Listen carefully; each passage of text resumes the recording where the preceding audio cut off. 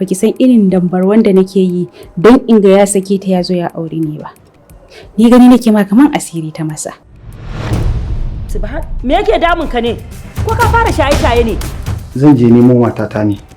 Daman na zo ne in ji ta zo gidan ne kuma na ji yanzu kin dan fara wasu maganganu. To gidan ubanta ne da za ta zo nan din? Ko ka ban ajiyarta? Shikenan umma. Tunda haka kika faɗa ba komai zan tafi nema daga taskar Allah. Ubangiji Allah ka ji kan baba. Na tabbata da mahaifina na da rai shine zai rufa min wannan asiri.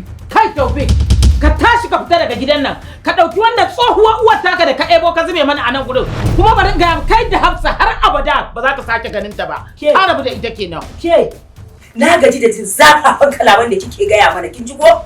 Ya kamata ki sani ka da mage bayan ka bane. Domin da zarar ta ce miyau dole a daga ta.